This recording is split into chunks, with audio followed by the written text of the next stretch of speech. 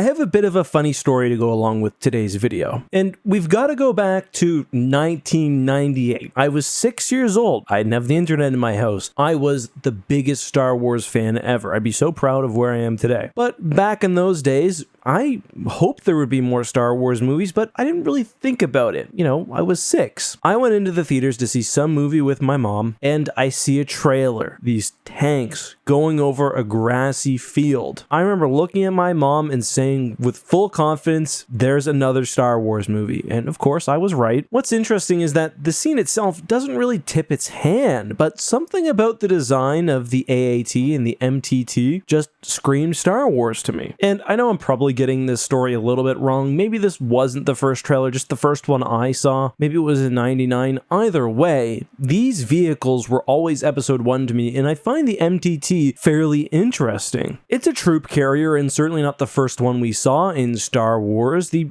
AT-AT is, at least theoretically, a troop carrier. It's called an armored transport, but it doesn't seem like troops would be exiting at any real speed. Whereas the MTT facilitates the first really big infantry battle we see in Star Wars. Napoleonic-style combat, far different than the Vietnam-esque skirmishes of the original trilogy. The MTT, though, just generally is a smart design. And what's interesting to me is that although it has some similarities to something like a World War II era lander, primarily the fact that troops are disgorged from the front, aesthetically, it's completely alien. But the design goes beyond just being effective. It's actually quite terrifying when used correctly. I'll read a brief excerpt from the New Essential Guide to Vehicles. The Trade Federation's MTT, also known more generally as a Trade Federation Large Transport, is an exceptional vehicle. Integral to the Trade Federation's secret army, the MTT allowed the company to move a staggering number of battle droids at a moment's notice. One of my main sort of strikes against the Trade Federation and more generally the Confederacy of Independent Systems is that they didn't often enough rely, especially on the ground, on the unique properties and advantages afforded to them by a droid army. There are some exceptions to this. The MTT is one. Another good one is the droid dropship, the HMP. Because droids don't need air, they can be thrown around, they basically just attach troops to the outside and drop them into battle. Very fast, very effective, very deadly. The benefit of the MTT isn't really the speed in which it disgorges troops, but rather the sheer amount of battle droids which can be carried. Because of the unique nature of the folding battle droid, plus a state-of-the-art deployment rack, the MTT can carry 3 times as many droids as a similar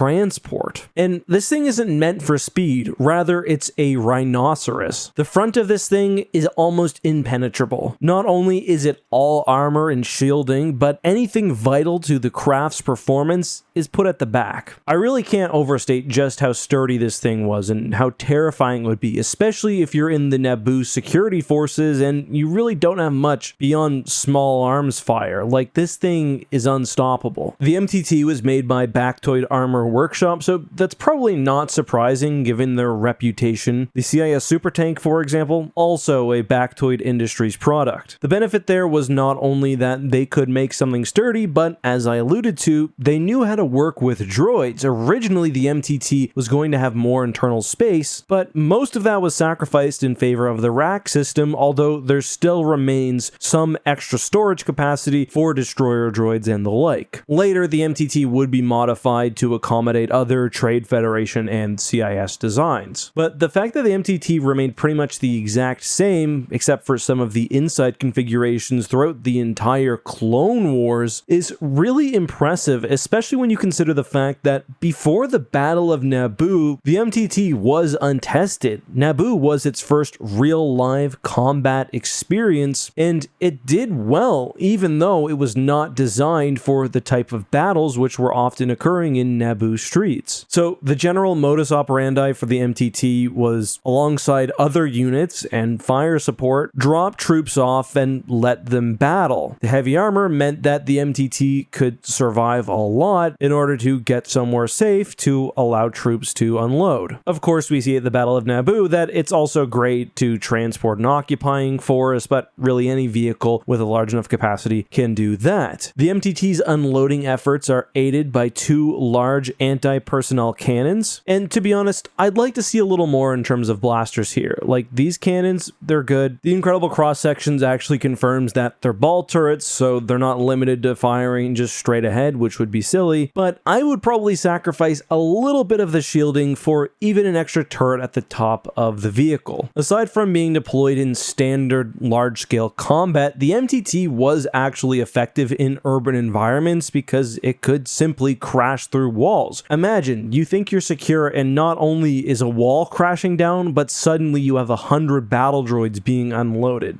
Quite terrifying. This is actually contemplated by the incredible cross-sections, which said the MTT is designed for deployment in traditional battle lines, hence their heavy frontal armor. Reinforced and studded with case-hardened metal alloy studs, the MTT's face is designed to ram through walls so that troops may be deployed directly into enemy buildings, or future customer buildings, as the Trade Federation often prefers to say. The thing was designed to both look and act like the Trade Federation version of a Rhino, hence why I called it one earlier on. What's interesting, you may have noticed this if you paid attention in the Phantom Menace to the battle scenes, is that there's actually, alongside the MTT, a smaller droid troop carrier, which is essentially one of the MTT's racks on a repulsor lift sled. This obviously allows much more mobile deployment of troops, but offers none of the security of the MTT. Ideally, you use the two in conjunction, and just in general, the MTT is not the most flexible vehicle, so while it's very effective at what it does, you'll need to support it. And the good thing for the Trade Federation is they have many, not only vehicle models, but even droid models, which could serve in this role perfectly. One of the MTT's big vulnerabilities is that it's got no weaponry protecting its flank or its rear. The thing is designed for taking a head-on threat. You'll need to protect it with either droids on the ground, an array of MTTs probably, or an entire battle formation with lighter anti-personnel vehicles. Theoretically, as a repulsor lift vehicle, the MTT may also be vulnerable to anti-repulsor lift technology. Sometimes you'll hear about that in Star Wars reference books,